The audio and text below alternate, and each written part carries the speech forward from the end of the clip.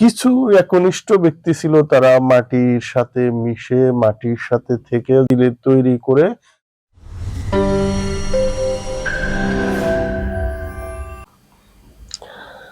আসসালামু আলাইকুম।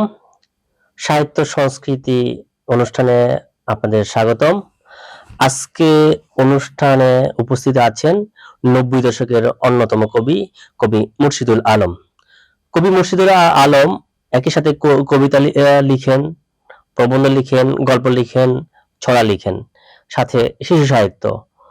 দীর্ঘদিন তার জীবন বাস্তবতার সাথে লড়াই করতে করতে কিছুটা স্তমিত হয়ে গিয়েছিলেন, কিন্তু মরে যাননি।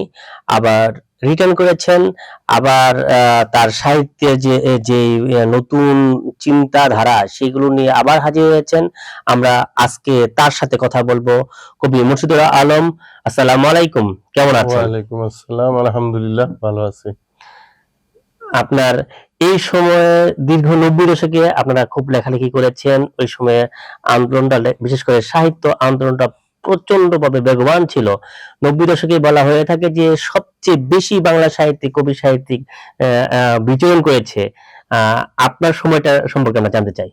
সাহিত্য আন্দোলন বলতে যেটা বোঝায় সেটা হলো এরকম দু একটা ধারা সৃষ্টি হয়েছিল তখন,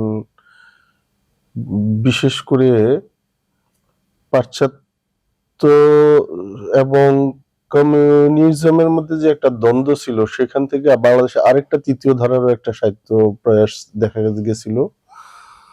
এর মধ্যে ল্যাটিনদের সাহিত্য আন্দোলনের ধারায় বাংলাদেশেও এটার প্রভাব পড়ে। এক ধরনের মানুষের মধ্যে তখন একটা বিপ্লবী বা পরিবর্তন, এই রকম বিষয়গুলো তরুণদের মাঝে খুব বেশি দেখা দিচ্ছিল। তারপরে বাংলাদেশের স্বাধীনতা উত্তর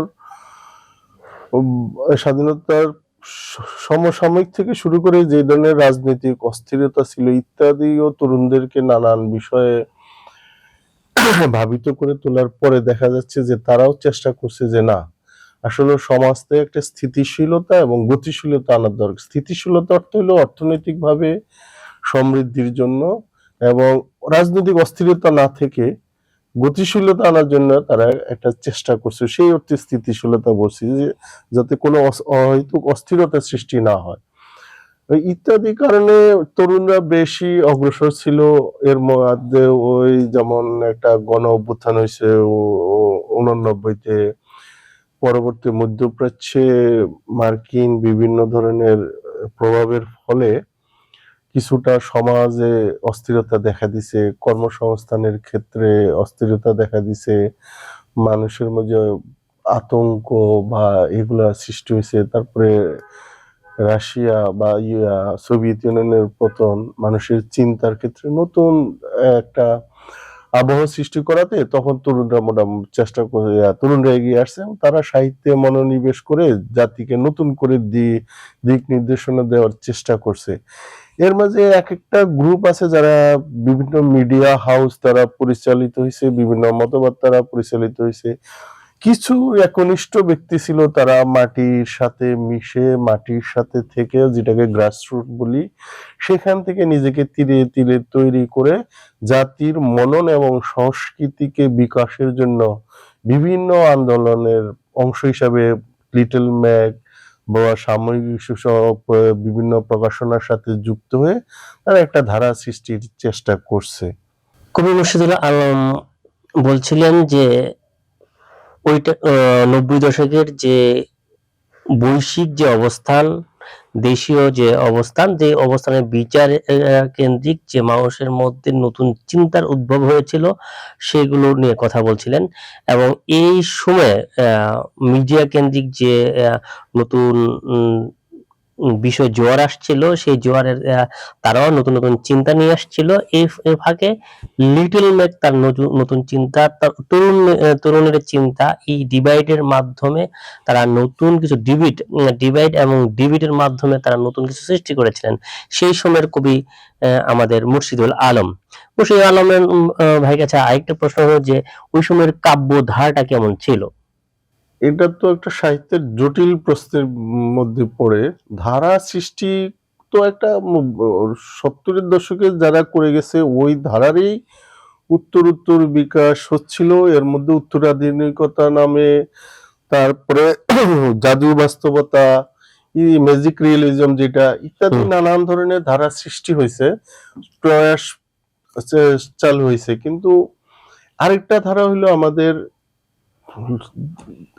আমাদের যে বৃহত্তর ধর্মীয় গোষ্ঠী আছে তাদের সংস্কৃতি, তাদের মনন, তাদের চিন্তাকে প্রকাশ করার জন্য একটা রিলিজিয়াস বা একটা মূল্যবোধ ভিত্তিক, ধর্মীয় মূল্যবোধ ভিত্তিক একটা ধারা, এটাও একটা খুব ব্যাপক তখন প্রভাব রাখে তরুণদের মাঝে।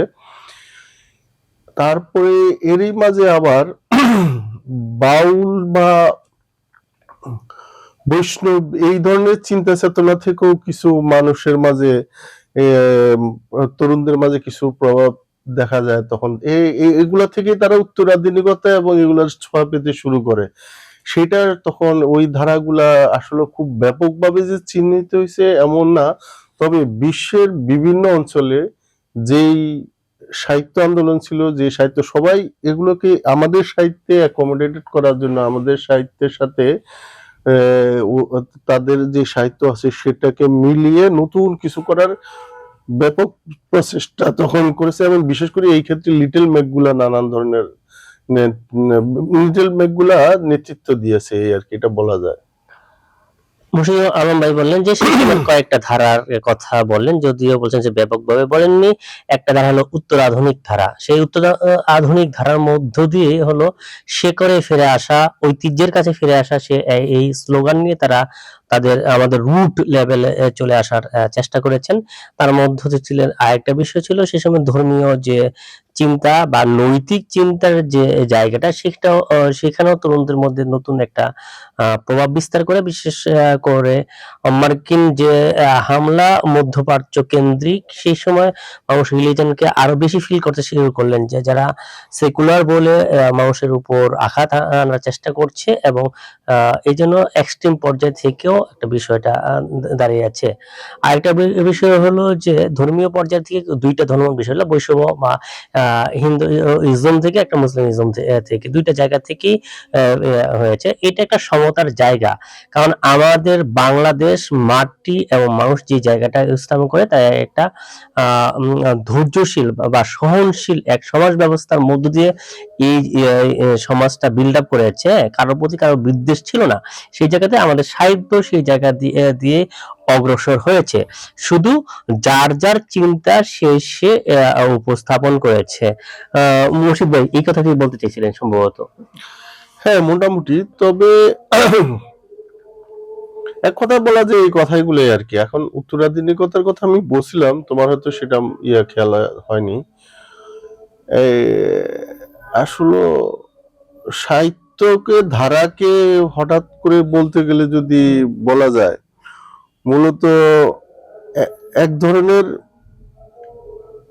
আধুনিকতা, আধুনিক যে বাংলা সাহিত্য, আধুনিক সাহিত্যের মোটামুটি একটা ব্যাপক প্রসার হয়, এবং এই ধরনের এক ধরনের রোগের সৃষ্টি হয় যে সব জায়গায় কবি, সব জায়গায় মানুষ এত সহজভাবে এটাকে নিছে, এবং মানুষের মননশীলতা বিভিন্ন কারণে মানুষ এগুলোর সাথে নিজেকে, বিশেষ করে তরুণরা নিজেকে এই ধরনের ভাবনার মধ্যে ফেলতে, নিজে এর সাথে অ্যাকোমোডেট বা একীভূত করার সুযোগ পায়। বিশেষ করে পাশ্চাত্য এবং প্রাচ্যের মধ্যে যেমন সমাজতন্ত্র এবং পুঁজিবাদী সমাজের যেই দ্বন্দ্ব, সেখান থেকে সমাজতন্ত্রের এক ধরনের অনুপস্থিতির কারণে নতুন একটা প্রবাহ সৃষ্টি হয় রাজনৈতিক ক্ষেত্রে, অর্থনৈতিক ক্ষেত্রে। সেই প্রবাহে আবার নতুন করে মার্কিন একটা একক পরাশক্তি হিসাবে মার্কিন যুক্তরাষ্ট্রের প্রভাবের কারণে নতুন ধরনের একটা দ্বন্দ্ব সৃষ্টি হয়, যার যেমন ধর্মীয় দিক থেকে, অর্থনৈতিক দিক থেকে, এবং নতুন করে ভূ রাজনীতিক কৌশলগুলো ব্যাপকভাবে চলে আসে ইত্যাদির প্রভাবের কারণে সমাজে যে ধরনের দোলন হয়, অস্থিরতার সৃষ্টি হয়, ওই কারণগুলোই মূলত তরুণদেরকে বেশি করে এই একটা নতুন নিজেদেরকে উপস্থাপন করার জন্য, নিজেদের অস্তিত্ব প্রকাশ করার জন্য বা জাতিকে নতুন করে দিক নির্দেশনা দেওয়ার জন্য তারা সুযোগ পায়, এই আর কি। আহ, আমরা দেখছিলাম সাহিত্য সংস্কৃতি অনুষ্ঠান। এই অনুষ্ঠানে আমরা আসলে খুব গভীরে চলে যাচ্ছি। যখন আমরা কোনো বিজ্ঞ লোকের কাছে যাই, তখন তার কাছে সেইভাবে আমরা উপস্থাপিত হতে থাকি। আমরা আরেকটু সহজভাবে আরেকটু কাছাকাছি এসে কথা বলতে চাচ্ছি আরেকটা নতুন বিষয় নিয়ে। আপনার কতগুলো বই প্রকাশ হয়েছে? আমার এই পর্যন্ত প্রকাশিত হয়েছে 8টা গ্রন্থ প্রকাশিত হয়েছে। 8টা গ্রন্থের মধ্যে কি কি কবিতা, গল্প, প্রবন্ধ, মানে আমরা একটু ডিভাইড গুলো এটা করতে চাই। 4টা কবিতার গ্রন্থ আছে, 2টো ছড়া বা শিশু সাহিত্য, আর 2টো ছোট গল্পের বই আছে। মুর্শিদুল আলম ভাই তার বইগুলোর কথা বললেন। আমরা জানবো যে প্রথম কবিতা কখন লিখেছেন বা প্রথম লেখাটা কখন লিখেছেন? প্রথম কখন লিখছি এইভাবে তো বলা যায় না, তবে আমি যখন ক্লাস 10-এ পড়তাম তখনই কবিতা লেখার মতো একটা ভিতরে এক ধরনের আগ্রহ থাকতো। ক্লাসে পিছনের টেবিলে বসে বসে একটু আঁকিবুকি করতাম, ওইটাই মূলত স্মৃতি হিসেবে মনে আছে আর কি। এই তাহলে এই সৃজনশীলতার শুরুটার জায়গাটা আমরা ধরতে পারি যে আপনি যখন এসএসসির জায়গা, মানে হ্যাঁ, হ্যাঁ, ওই টাইমটা। আর এই টাইমে আপনার যে কলেজে আসা, এই টাইমটাকে আপনাকে কি এই লেখালেখি কোনো প্রভাব বিস্তার করেছিল আপনার উপরে, বা এই প্রাতিষ্ঠানিক পড়ার মধ্যে কি কোনো প্রভাব বিস্তার করেছিল? না সেটা খুব একটা করে নাই, কারণ আমি স্কুলে থাকতেই প্রচুর বই পড়তাম, আমি বই পোকাই ছিলাম। আমাদের হুম, স্কুলে থাকতে আমার স্কুল লাইব্রেরির সব বই প্রায় পড়ে ফেলছিলাম। আরো তখন আমাদের সময়, ওই সময় শরৎচন্দ্র চট্টোপাধ্যায়, নিহারঞ্জন গুপ্ত, আশুতোষ, তারপরে তারপরে আরো রবীন্দ্র নজরুল, এগুলো তো ছিলই। হুম। এই বিমল মিত্র ইত্যাদি অনেকের উপন্যাস তখন খুব, আমরা এগুলো খুব পড়তাম। তে ধরো বাংলাদেশি লেখকদের মধ্যে তখন এই ধরনের উপন্যাস খুব একটা আমরা পড়ি নাই, কারণ ওগুলা প্রকাশিত সহজলভ্য বিষয়গুলো ছিল এগুলা। তারপর আমাদের ওই সময় যেমন ডেল কার্নেগি এর বইগুলো ভালো চলতো, ও এই ইত্যাদি। কারণ আমি আগে থেকে বই পোকা ছিলাম, বিশেষ করে বাসার সাথে মসজিদ থাকার কারণে ওখানে লাইব্রেরিতে অনেক বই পড়ছি। আমি যখন ছোটবেলায় ছিলাম তখন আমরা অবশ্য কতগুলো লাইব্রেরিতে যেতাম, সেটা হলো যেমন ভারতীয় তথ্য কেন্দ্রের একটা লাইব্রেরি ছিল, তারপরে ইসলামী ফাউন্ডেশনে একটা লাইব্রেরি ছিল, তারপরে গণ উন্নয়ন গ্রন্থাগার, এখন যেটা মহানগর, ওখানে ওটা মনে হয় মহানগর গ্রন্থাগার ছিল, ওসমানী উদ্যানের ওই গোলাপ শাহ মাজারের ওই কাছে, এইখানে একটা গ্রন্থাগার ছিল।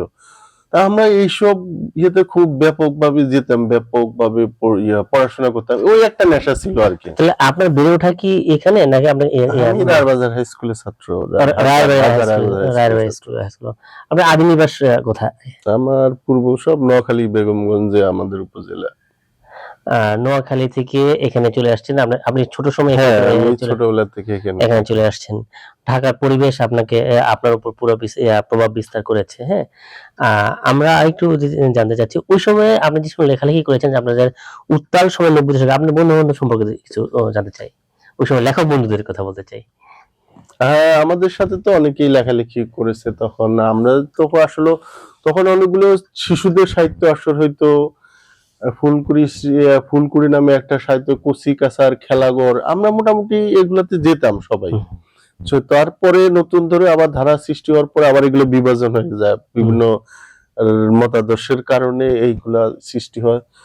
তো ওই সময় অনেকেই লেখালেখি করেছেন, এখন আমি নামগুলা ঠিক বলতে চাই না, বলতে গেলে কি কারণ হবে, কারো নাম বাদ দিলে আমি হয়তো তার কাছে একটা জটিলতায় পড়বো আর কি। তো সময়টা বলে দিলাম, এই সময় এই ধরনের ছিল, আমরা অনেকেই লেখালেখি করছি এই আর কি। আচ্ছা, আমরা আসলে আমাদের এই সমাজটা একটা জটিল সময় পার করছে। বিশেষ করে প্রতিটা বাঁকই খুবই রিস্কি একটা বাঁক চলছে।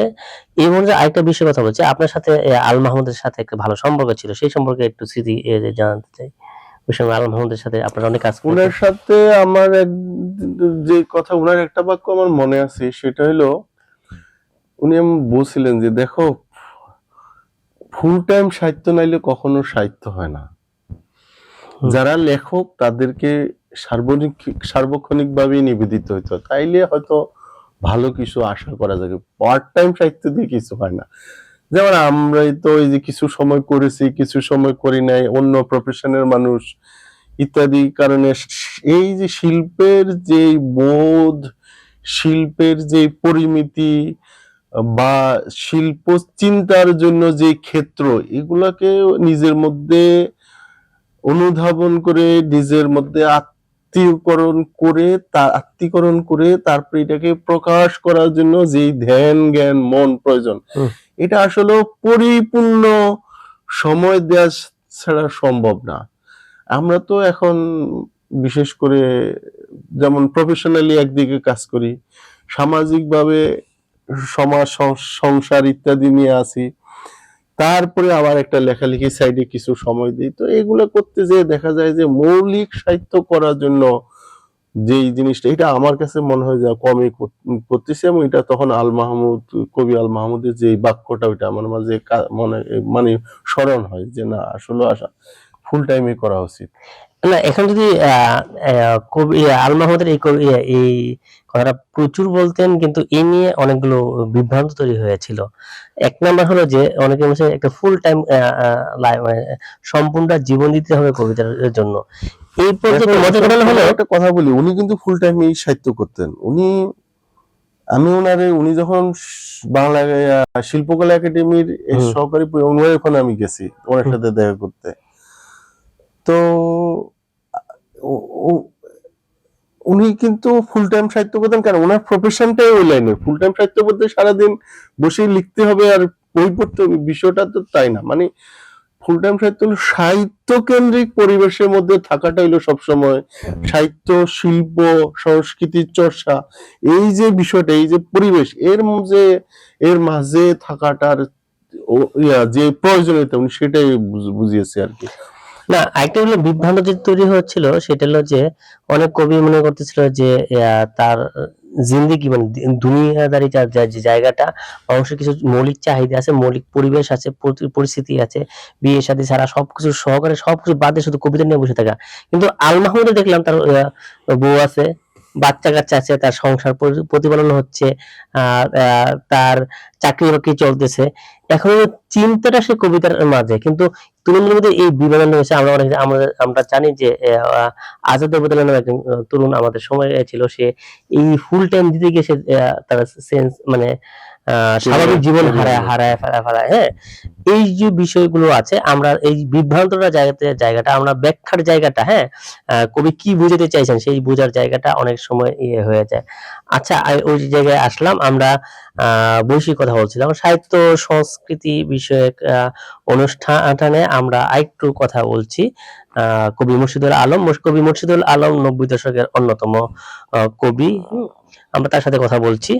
আচ্ছা ভাই, ওই টাইমে আপনার কবিতা মূল্যায়ন আপনাদের মাধ্যমে আমরা শুনতে চাই। আমার জীবনের সবচেয়ে কঠিন প্রশ্ন হলো এটা। আমার কবিতার মূল্যায়ন, আসলে কবিতা লেখার যে একটা আগ্রহ আছে কবিতার, যে সেটা আমি মনে করি যে আমি হয়তো পুরোটুকু করতে পারি নাই, এইটুকু আর কি। একটা অতৃপ্তি আছে যে না, আমার সম্পূর্ণ যেমন সময় দিয়ে পারি নাই, তেমন লেখা দিয়ে হয়তো আরো কিছু ভালো করা যেত বা আরো কিছু ভালো করা যায়, এই আশাটা আকাঙ্ক্ষাটা এখনো ভিতরে আছে আর কি। বর্তমান সময় কি লিখছেন আবার কি চিন্তা করছেন? এখন শুধু পড়ছি, অনেকদিন যাবত লেখালেখির সাথে যুক্ত নেই, তো এখন তরুণদের লেখাগুলো শুনতে ভাল লাগে, তরুণদের কাছে যেতে ভাল লাগে, তখন নিজের ভিতরটা আবার তারুণ্যে ভরপুর, তারুণ্যের উচ্ছ্বাসটা নিজের মধ্যে আজ করতে পারি। তো মনে হয় যে না, আমার পক্ষে আরো কিছু করা সম্ভব। এই জন্য এখন তাদের সাথে মিশা শুরু করছি। মূলত তো আমি কবিতাই লিখি, যখন যেটা হয় ধারণ করে রেখে দেই। আমাদের এখানে একটা সমস্যা হচ্ছে, সেটা হলো এই মিডিয়ার যে রূপান্তরটা হয়েছে ইলেকট্রনিক সাইডে, প্রিন্টিং সাইড থেকে ইলেকট্রনিক্স সাইডে, এই পর্যায়ে প্রিন্টিং ইলেকট্রনিক্স, তারপরে আরো এখন ভিজুয়াল সাইডে চলে আসছে। এই সেই হিসাবে সবকিছুরই একটা চেঞ্জেস চলে আসছে, সবকিছু মানুষের বলন চলন কর্ম তৎপরতায় সবকিছুই একটা অন্য রকমের পরিবর্তন লক্ষ্য করা যাচ্ছে।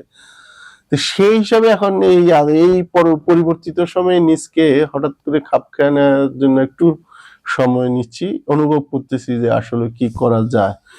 আমাদের এদিকে যেমন গভীর মননশীল পঠন যেটা, সেটা পাঠক সংখ্যা সৃষ্টি করার দরকার।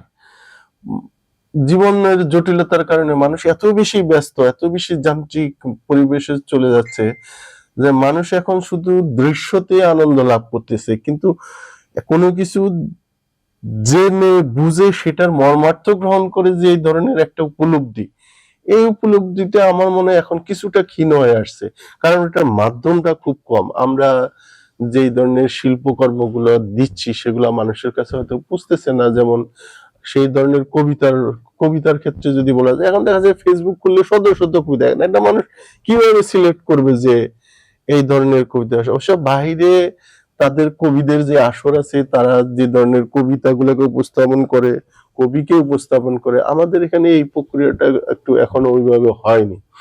তো এই তোমার এই মাধ্যমে যদি তুমি করতে পারো সেটা খুবই ভালো।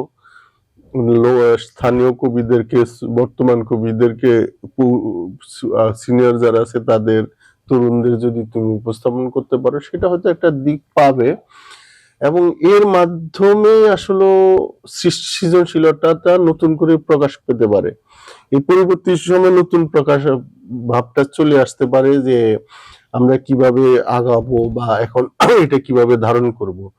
তবে যেমন প্রবন্ধের মধ্যে একটা মজার বিষয় আছে, প্রবন্ধের মধ্যে গভীর অনুভূতি আছে। এখন প্রবন্ধ সাহিত্য আমি খুব একটা, আমার চোখে পড়ে না। এখন এটা হতে পারে আমার নিজেরই হয়তো লেখিং আছে বা কোনো, মানে মৌলিক প্রবন্ধ, মৌলিক কবিতা, মৌলিক গল্প, এগুলোর যে বিষয়গুলা, সেই দিকে একটা স্রোত সৃষ্টি করা দরকার।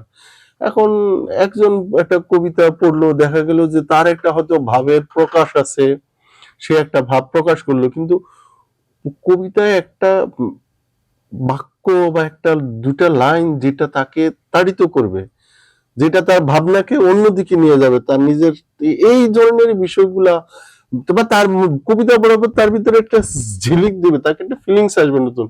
এই ধরনের বিষয় নিয়ে এখন কাজ হচ্ছে না, জানেন।